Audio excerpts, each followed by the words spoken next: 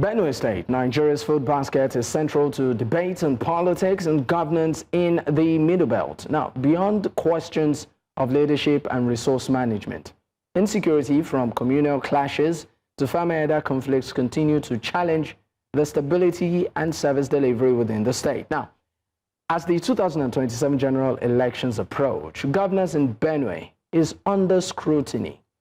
How leaders manage security, strengthen institutions, and also balance local priorities with national expectations will shape the state's future.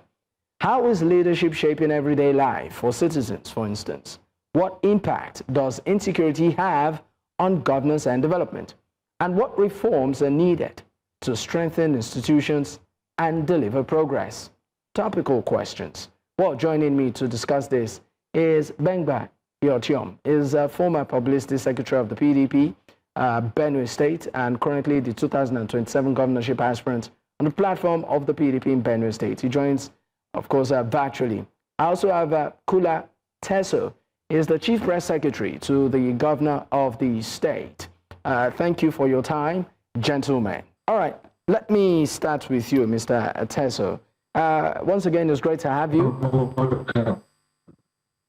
All right. I'm, of course, starting off with you. And let's look at, the performance of Governor Alia in the state, even though there have been challenges and all. But going into 2027, how would you say that the current administration, compared to what Benue State used to be, how would you say the current administration has positively lifted the needle?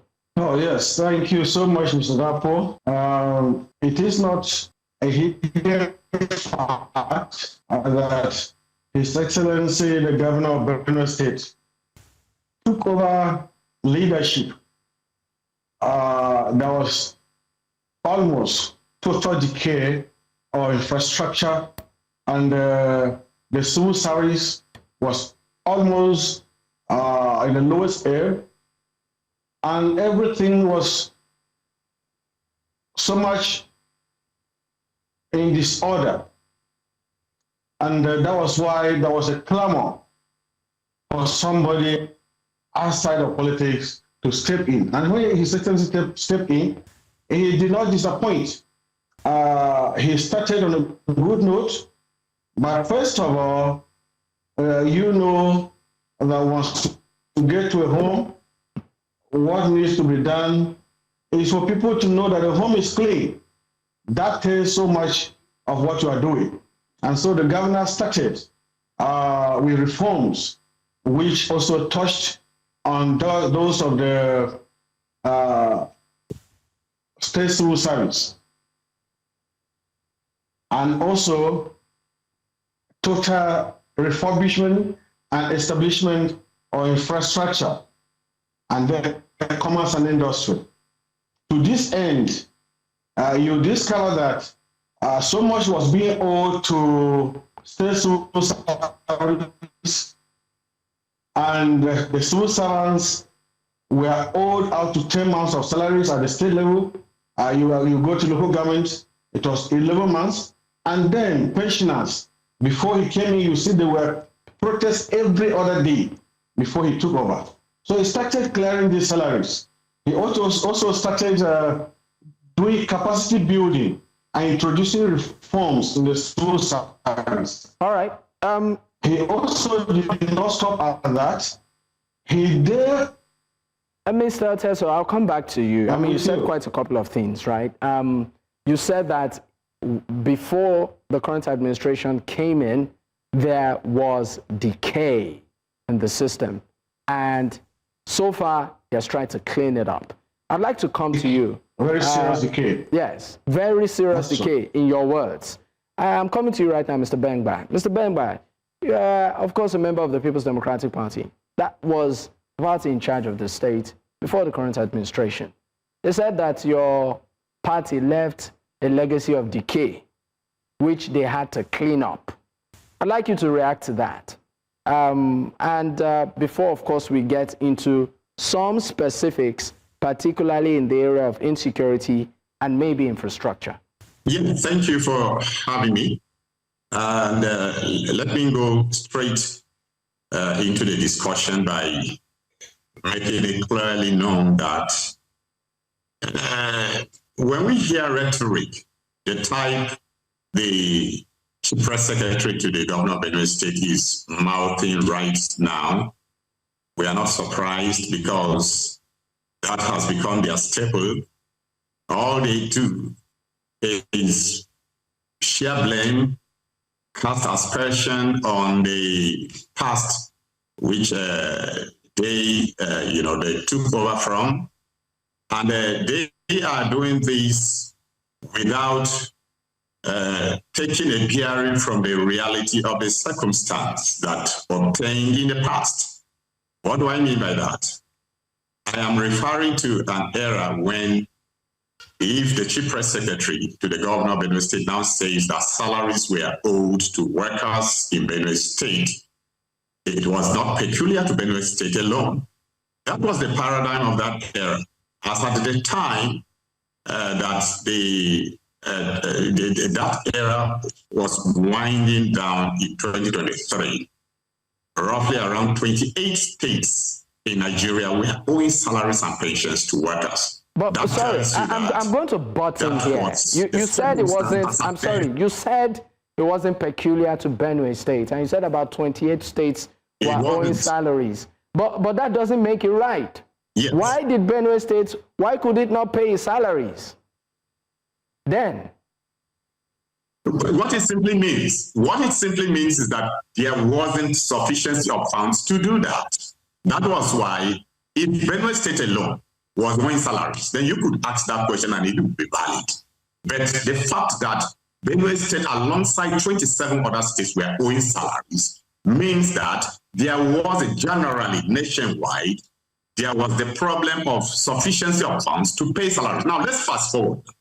Under this era, within this dispensation, the post-subsidy dispensation in Nigeria has seen states clear of backlog of salary arrears. That is to say that there has been sufficiency of funds within this era. As a matter of fact, it will interest you to know that Benue State is among the few, if any at all, other states that are still talking about clearing of backlog of pensions and gratuities to workers. What is the government of the day doing with the humongous amount of money that it is getting from the post-subsidy funds that are coming to the state? That is the point we should be looking at. Prior to now, there was a problem of sufficiency of funds. So states, majority of the states in Nigeria could not pay salaries. Right now, payment of salaries and pensions and gratuities is no longer an issue. So when the Chief Press Secretary, when the spokesperson of a government in this dispensation comes on air and is talking about salaries, then that tells you the level of unseriousness that such a government is wallowing in. That's the point I need to establish here now. All right. At this point, we'll go on our first break. When we return, we'll get into specifics, because I can see that the Chief Press Secretary wants to respond to some of the things you've said. We'll take his response on it, and of course, we'll dive into specifics as regards insecurity and also infrastructure when we return. Stay with us, we'll be right back. You're still watching Politics HQ on News Central Television, and of course, I still have my guest with me. Bemgba Iortyom is the former Publicity Secretary of the People's Democratic Party, Benue State, and currently the 2027 governorship candidate for the PDP in the state. I also have the Chief Press Secretary to the government of the state, that's Kula Terso, as guest. Thank you for your time. Now, Mr. Terso, I'm going to come back to you straight. Before we went on that break, Mr. Bemgba said, look, salary payment shouldn't even be on the table to brag about. The state has resources, more monies to be able to pay not just salaries, but to carry out major projects, and that shouldn't be given a pass mark as a performing administration. Maybe you might want to react to that. But I'd like you to speak also on the issue of insecurity. Benue State has been, at the forefront when it comes to these conversations. Attacks here and there, and people asking, what exactly is the government of Benue doing? Oh, yes, therefore, you're welcome back again. Please, I wouldn't want to delve into needless discussion of what has gone in the past. I was only trying to give you a resume of background of how His Excellency came in and why he started clearing the table before he would step forward. Governor has done a lot of work, and we don't need to go back. I mentioned salaries, I mentioned other issues, infrastructure decay, and the rest of them, because we actually need to tell a story of where we took over and how far we have gone. You cannot just start any discussion. What you're saying is simply very funny. For instance, you talk of resources. It is not how much you have. It is how well you manage your resources. It is the prudent nature of management of resources that counts. At the moment, with the subsidy money he is talking about, there are some states that if you go there, you cannot compare to the massive transformation that is happening in Benue today. And that administration borrowed a lot of money, yet they couldn't manage it. When they came in, they were giving bailout, and the rest of them, they couldn't manage it. So let's not even go into that. They will waste my time of telling the whole world what is happening in Benue. If you come to Benue today, from what I told you, the state capital, the metropolis in the state, have been well taken care of, especially the township rules and other development, including primary schools have been upgraded. For the first time, primary schools in Benue are seeing structures in form of upstairs in those primary schools. You can go to medical care. The teaching hospital in Benue has become a medical tourist center. All right. That other states, Enugu and others are coming in. And so the development that is happening here is massive, and it's not because so much money has come. It is because somebody is on throne. The governor that is here has know how to manage resources. All right. I mean, you stated that that is pretty clear. But let's talk about insecurity in the state. For instance, there have been cases of kidnappings and abduction. For instance, 47 persons were kidnapped between November and December 2025, with families paying over 100 million naira in ransom. Some of these victims were killed in spite of the payments. Now, this is just a bit of it out of several that Nigerians have seen happen. Is the government really in charge? Is it on top of its game when it comes to security in Benue State? You know, with all these very unfortunate incidents that we are seeing as regards insecurity. Yes. Governor Iortyom is on top of the situation. If not, what you would have seen in Benue would have been something different from what you are just, the issues, the instances of just mentioned. Because over time, Benue has become a target of criminal headers and terrorists. It has become a target right from the days of Governor Suswan down to the days of Samuel Iortyom, and now in the days of Governor Iortyom.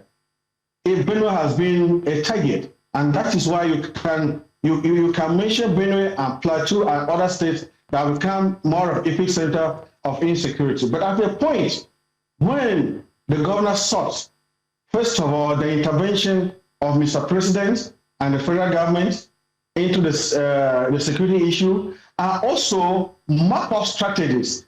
Maybe for better understanding, please, I'm sorry to interrupt you. Maybe for better understanding, yes. What does the government consider the root cause of many of these attacks? Because beyond the activities of bandits, there are also concerns around maybe religion and ethnicity. What does the government of Benue consider the root cause?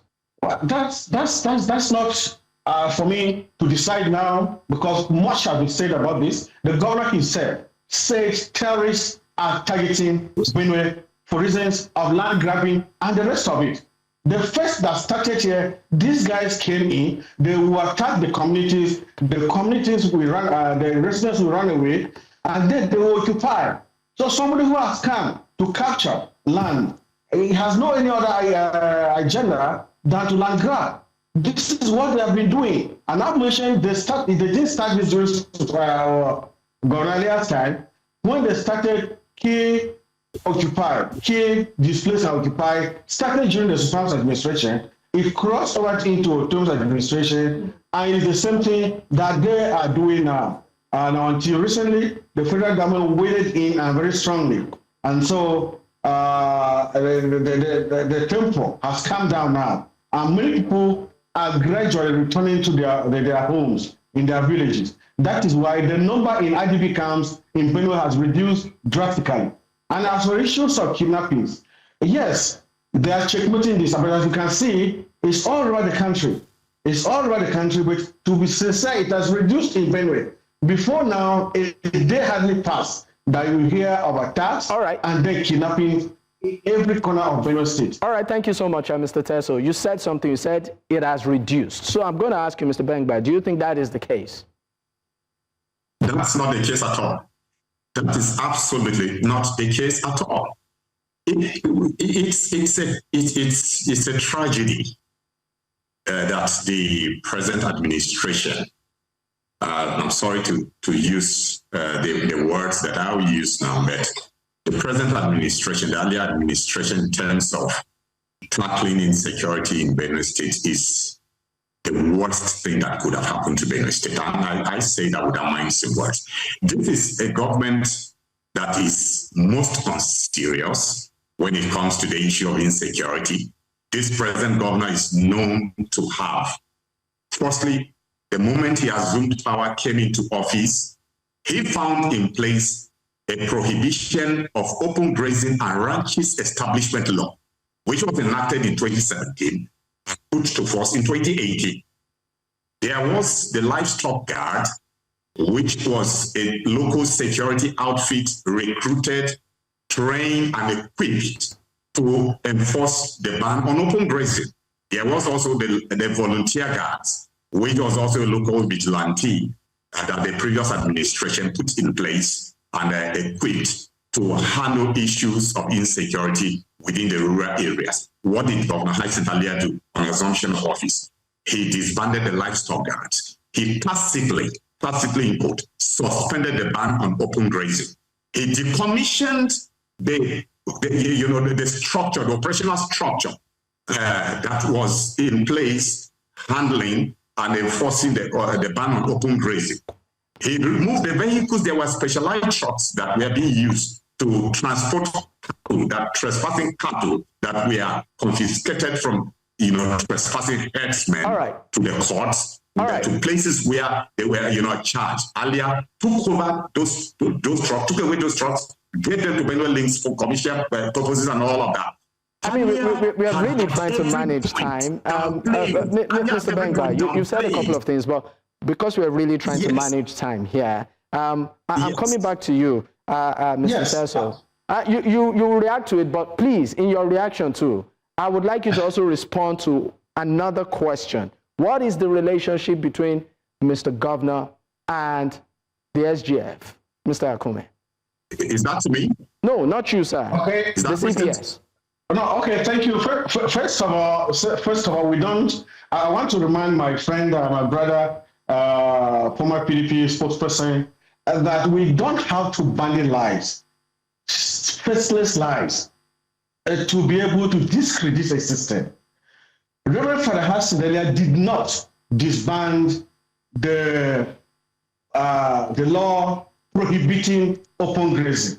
What was happening to Benue was criminality. It wasn't enforcement of that law. You cannot go and confiscate some people's cow, and then you cannot leave the communities without protection. What was happening was that Iortyom administration was more concerned with confiscating the cows and then leaving the communities unprotected. And what the Fulanis, what these guys were doing at that time was that once cows are arrested in the particular community, they visit mayhem on that community. And that was what every day people were running into IDP camps. You cannot say you are enforcing a law, you confiscate cows, you leave those who are unprotected, they are taxed, and then you bring them into IDP camp. For you to know that this has reduced, check the number of people that were in the IDP camp at that time compared to what we have today. Then you know, where have they gone? Have they died? Okay, because we really need to wrap this up. I would just like you to quickly respond.